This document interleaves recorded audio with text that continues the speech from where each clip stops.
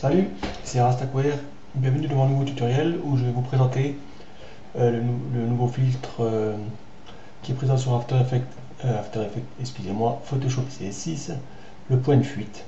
C'est un outil très puissant et qui vous permet une certaine flexibilité dans le clonage. Donc on va ouvrir notre fichier de travail ici. C'est en fait une image que je me suis servi pour une petite composition. Donc voilà, l'outil de point de fuite. À quoi il va nous servir en fait? Il va nous servir à respecter parfaitement les perspectives de ces immeubles par exemple. Alors pour appeler le point de fuite, pour vous montrer d'abord ici le clonage classique, on va se retrouver ici si vous voulez avec un clonage assez approximatif, par exemple là, un petit emploi de duplication. Sur certaines bases ça irait bien, mais en fait comme par exemple ici ça pourrait aller, mais on se rend compte que les perspectives ne sont pas respectées, tandis qu'avec le point de fuite on a vraiment un bon respect derrière. Perspective, donc alternative CTRL-V pour appeler le point de fuite, CTRL plus pour zoomer, espace, voilà. Donc ici on voit bien, ici on aurait une perspective assez difficile à respecter, donc on va, grâce à l'outil gris là, ici, se placer ici et tracer.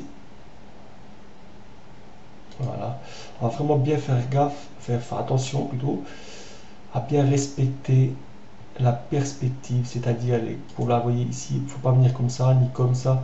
On va bien suivre les bords de fenêtre en dessous et bien s'aligner sur les arêtes du bâtiment comme ici. Voilà, après on peut ici descendre un petit peu plus.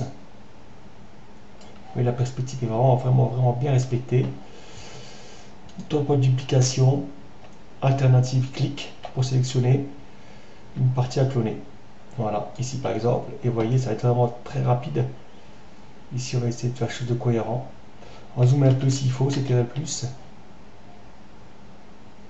Et ici, on se place de façon, voilà, clic à bien respecter en fait notre perspective. Vous voyez ici, on va carrément reprendre cette partie-là, même celle-ci, pour redescendre. On peut jouer sur la dureté aussi. On va bien, vous voyez ici, c'est superposé. Voilà, ça fait à peu près ça. Vous voyez déjà, CTRL, hop. Si on descend un peu la taille du pinceau, si c'est vraiment trop gros ici, on peut jouer sur la dureté, l'opacité. Voilà. Donc on va venir ici, je prends cette partie-là, que je vais venir cloner ici. C'est vraiment fait à l'arrache, hein, c'est simplement pour vous montrer.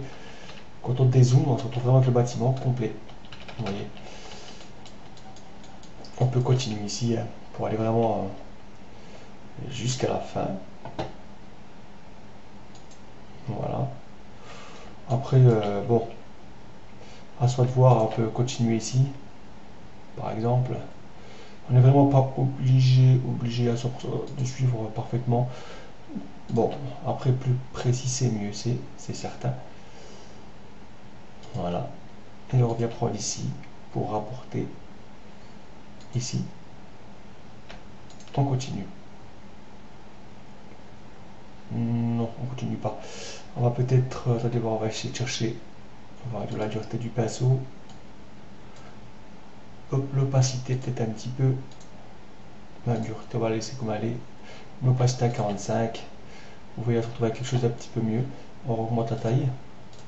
On joue en fait, le but c'est de jouer un petit peu avec tout ça pour se retrouver vraiment avec quelque chose d'un peu cohérent quand même. Vous voyez, voilà, on y arrive tout doucement. Les petits ombrages, on peut les arroser ici, voilà, ici. On n'aura pas fait de répétition, mais bon, dans l'ensemble, vous avez à peu près compris que c'est vraiment très intéressant de travailler avec cet outil qui est franchement parfait pour dupliquer. Attendez, hop.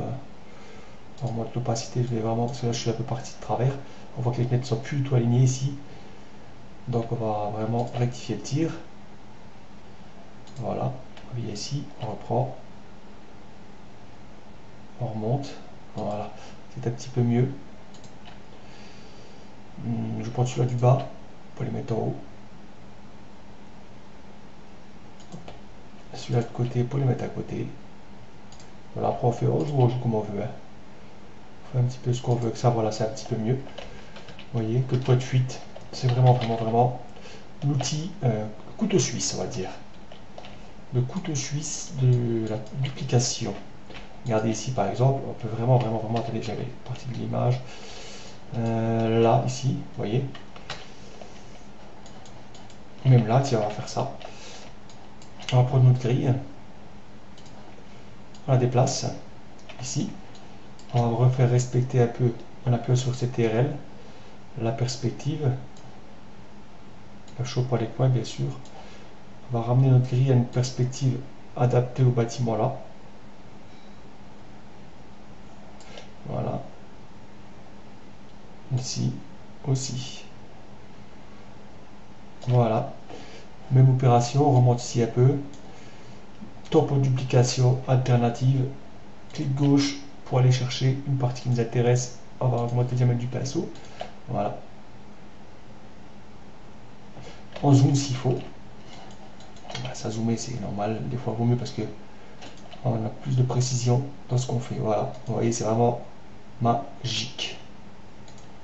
Vous voyez, là on voit que là maintenant ici on commence à perdre un peu la perspective, donc on replace une pièce pour tenter bien sûr de récupérer tout ça. Voilà, vous voyez, c'est vraiment un outil parfait pour la duplication en tout cas. On cherche vraiment à rendre les choses cohérentes, surtout au niveau de la colorimétrie. On va pas aller chercher des zones trop sombres, ça servira à rien. Vous voyez, là, ça fait un peu des petites taches qu'on peut récupérer après. C'est pas un problème, c'est surtout pour montrer en fait l'intérêt de cet outil. Voilà. Donc on peut aussi, on veut, un outil création de grille, recréer une grille. Vous voyez, ça nous permettrait ici, par exemple, de dupliquer ici la partie là. Par exemple, oups, excusez-moi, on va prendre tout tampon, alternative. Ah non, je me trompe, c'est normal. Et voilà, vous voyez, ici, hop, on pourrait maintenant dire qu'on peut continuer notre bâtiment. Ah, non, là je sors un peu, c'était la Z. Continuer notre bâtiment, on va chercher plus loin. Ici, par exemple, vous voyez, faire un peu une espèce de chose bien particulière. Je ne peux pas vous dire quoi, mais ça peut servir quand même. Par exemple, ça pourrait servir de box dans un environnement. Hein. Voilà, c'est franchement un bel outil. Voilà, tout ça c'était pour montrer en gros l'outil de point de fuite de Photoshop.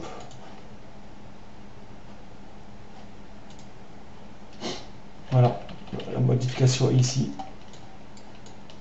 On pourra après jouer sur plein de choses, mais bon, c'était juste pour montrer l'outil point de fuite qui est nettement supérieur à l'outil clonage classique. Donc voilà, sur ce, je vous laisse et bonne chance avec ce nouvel outil. Allez, à plus.